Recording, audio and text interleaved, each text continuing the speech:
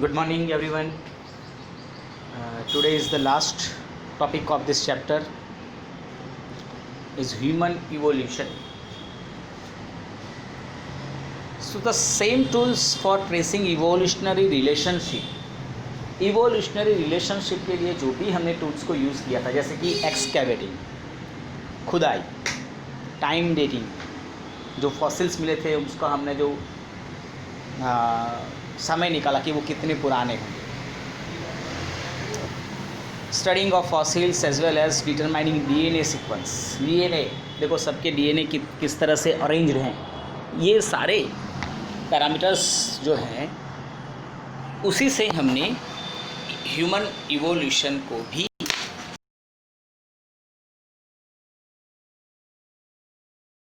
जो क्या कहते हैं वो थिंकिंग पर्सन है सोच सकता है।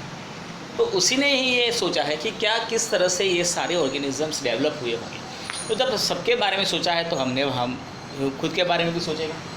तो सबसे इम्पोर्टेंट और सबसे इंटरेस्टेड जो स्टडी रही है बायोलॉजिस्ट की वो वही रहेगी कि ह्यूमन का इवोल्यूशन किस तरह से होगा, ये किस तरह से एग्जिस्टेंस में आए। उसके रिलेटेड नंबर्स ऑफ थियरीज़ हैं गाइस, नंबर्स ऑफ थियरीज़ की किस तरह से ह्यूमन जो है वो इवॉल्व हुआ होगा या डेवलप हुआ होगा, किस तरह से वो एग्जिस्टेंस में आया होगा। अलग अलग साइंटिस्ट का अलग अलग थिंकिंग है। So the great diversity of human forms and features across the planet. अब आप देखो ह्यूमन को, तो आपको ह्यूमन अलग अलग हिस्सों में, मतलब कि प्लैनेट के अर्थ के ऊपर आप देखो तो अलग अलग जगहों पे वो अलग अलग तरह के दिखते हैं।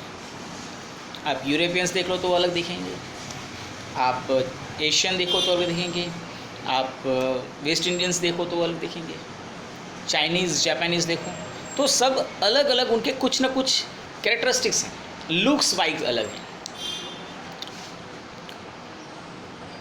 So much so that for a long time people used to talk about human races and skin color used to be the commonest way to identifying these so called races। मतलब ये जब साइंटिस्ट्स ने इनको study करना चालू किया और देखा कि अर्थ के अलग अलग हिस्सों में अलग अलग तरह के ह्यूमंस दिखाई दे रहे हैं, तो ये सबको अलग अलग रेसेस का मतलब है वो अलग अलग स्पीसीज मानी जाती थी कि एशियन जो है वो अलग से इवॉल्व हुए होंगे, रशियन अलग से इवॉल्व हुए होंगे, अमेरिकन अलग से इवॉल्व हुए होंगे। तो ये सब अलग अलग तरह से अपनी जगहों पर इवॉल्व हुए होंगे। तो मतलब ये डिफरेंट ऑर्गेनिजम्स माने जाते हैं। और skin colour is the features और we can say the characteristics by identifying this, कि कोई ब्राउन है, कोई ब्लैक है, कोई पिंक है, कोई येलो है, तो उनको अलग अलग रेसेस के तौर पे जाना जाता था। Now a major question debated from a long time was have these apparent groups evolve differently. तो ये अलग अलग दिखने वाले ग्रुप सिर्फ कलर में चेंजेस था और हाइट्स में थोड़ा था, बाकी सब में वही 2 हाथ 2 पैर 2 कान 1 आँख 2 आँख 1 नाक मुंह सब कुछ वही था, सेम टू सेम सिस्टम थी। और वो रिप्रोडक्शन भी हो सकता था। हमने आगे भी देखा था कि अगर वो 2 अलग अलग स्पीसीज़ के बीच में रिप्रोडक्शन नहीं हो सकता है मतलब वो अलग स्पीसीज़ हैं, लेकिन हो सकता है तो वो डिफरेंट स्पीसीज़ नहीं है, यहाँ पर वो पॉसिबल था। तो यही क्वेश्चन था कि ये सब अलग अलग इवॉल्व हुए होंगे या एक ही उनके कॉमन एंसेस्टर रहे होंगे। Over recent years the evidence has become very clear and the answer is that there is no biological basis to the notions of human races। और सालों की स्टडी के बाद ये डिसीजन लिया गया, ये रिज़ल्ट हमारे सामने आया कि ऐसा कुछ नहीं है, ये सब अलग अलग ऑर्गेनिज्म नहीं है, they are not the different species और races, all humans are a single species. ये सारे एक ही स्पीसीज मानी जाती हैं। ड्यू टू एनवायरमेंटल कंडीशंस जो है वो अलग अलग तरह के वो दिख रहे होंगे, उनके कलर्स अलग होंगे, बाकी सब सेम ही हैं।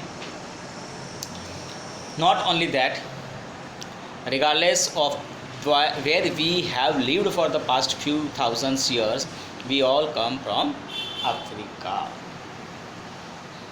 मतलब कि आप पिछले हज़ारों सालों से कहाँ पे रहते हैं वो इम्पोर्टेंट थिंग्स नहीं है, वो कुछ भी हो, लेकिन हम सब हमारे जो एंसेस्टर्स जो थे वो अफ्रीका से आए होंगे। And the earliest member of the human species known as homo sapiens can be traced there. मतलब कि इंडिया में अलग से ह्यूमन डेवलप हुआ, अफ्रीका में अलग से ह्यूमन डेवलप हुआ, अमेरिका में तो हाल कुछ था ही नहीं, यूरोप में अलग से हुआ, इजिप्ट में अलग से हुआ, ऐसा नहीं था, ऐसा नहीं था। ह्यूमन जो है वो पहला ह्यूमन जो जन्मा होगा, जिसको आप होमो सैपियंस कहते थे, आदि मानव, एपमैन, वो अफ्रीका के जंगलों में ही जन्मा था, वहीं से ये स्प्रेड हुए हैं। So our genetic footprints can be trace back to our African roots. तो हमारे जो फुटप्रिंट्स हैं हमें कहाँ लेकर जाते हैं, अफ्रीकन रूट्स। मतलब कि हमारी जो एंसेस्टर्स हैं, अगर हमारे फादर, उनके फादर के फादर के फादर के फादर के ऐसे लाखों साल पहले जाए तो पता चलता है कि हमारे जो फुटप्रिंट है, हमारे जो जेनेटिक मटेरियल है वो अफ्रीका से ही आया होगा। एंड नॉट ओनली हम, पूरा वर्ल्ड जो है वो अफ्रीका से ही डेवलप हुआ है। सो couple of 100,000 years ago some of the ancestors left Africa। तो कुछ हज़ारों साल पहले हमारे जो एंसेस्टर्स थे, पूर्वज थे, उन्होंने अफ्रीका छोड़ा, कुछ वहीं पे रह गए, झुंड थे तो समझो सब एक ही देश में घूमे ऐसा नहीं था, कुछ वहाँ पे रहें, कुछ उन्होंने अफ्रीका छोड़ा। While the resident spread across Africa, जो वहाँ पर रह गए थे वो पूरे अफ्रीका में फैले धीरे धीरे करके। And the migrant slowly spread across the planet. और ये जो स्पीसीज थी, खाने की, शेल्टर्स की, पानी की खोज में वो और आगे आगे बढ़ते रहे। आपको पता होगा कि एट दैट टाइम जो भी ये स्पीसीज थी, ह्यूमन्स, होमो सैपियंस की बात करें तो वो स्टेशनरी नहीं थी, एक जगह पे नहीं रहते थे, वो घूमते फिरते थे, उनका कुछ घर बर नहीं था, तो आपको पता ही है। तो जंगलों में वो दूर दूर तक भटकते थे खाने पीने की खोज में, और इसी तरह से वो स्प्रेड होते गए। So from Africa to west Asia, then central Asia, then Eurasia, then south Asia, east Asia, और फिर वहाँ से वो होते हुए इंडोनेशिया से लेकर फिलीपाइंस से ऑस्ट्रेलिया तक पहुँचे। And they cross the Bering land bridge to the Americas, और वो फिर वहाँ से भी अमेरिका तक पहुँचे। And they did not go in a single line. ऐसा नहीं कि वो सब एक ही लाइन में आगे बढ़ रहे थे। They are so they were not travelling for the sake of travelling. वो ऐसे नहीं कि चलो हम बस घूमने चल रहे हैं, वो किसी की, जैसे मैंने कहा कि फूड की, शेल्टर की, वाटर की खोज में भटक रहे थे। तो कोई पर्टिकुलर डायरेक्शन में घूमना ऐसा नहीं था, रैंडमली वो मोशन कर रहे थे कहीं पर भी। और ऐसे सिचुएशन में वो आगे बढ़ते थे, कभी पीछे भी आते थे, कभी ग्रुप सेपरेट होते थे, कभी दो ग्रुप अलग अलग ग्रुप मिल जाते थे, कभी वो अफ्रीका से निकले, कभी वापस अफ्रीका में भी गए। तो जैसे बाकी सब स्पीसीज जो हैं वो रैंडमली डेवलप हुई, रैंडमली स्प्रेड हो गई, उसी तरह से ह्यूमन भी रैंडमली पूरे प्लैनेट्स के ऊपर स्प्रेड हुए। और ये होने में लाखों साल का समय लगा, ऐसा नहीं है कि आज निकले और कल पहुँच गए। और उसमें भी अर्थ का जो स्ट्रक्चर है वो भी बहुत इम्पोर्टेंट था, क्योंकि अर्थ का शेप भी अगर आप देखें तो बदलता रहा है। मतलब जो हमारे जो लैंड हैं, जिस कॉन्टिनेंट्स जो हैं वो भी चेंज होते हैं, तो वो भी एक दूसरे के साथ जुड़ना या टूटना, तो वो वही सेपरेट करते थे या जोड़ते थे। ठीक है, जैसे कि एक कॉन्टिनेंट था, उसमें स्पेसिस थी, लेकिन उसके दो टुकड़े हो गए, तो एक गए ऊपर, एक गए नीचे। तो ऑस्ट्रेलिया जो अलग होकर नीचे गया है तो वो उस तरह से गया है। ठीक है, कहीं पर वो जुड़े थे।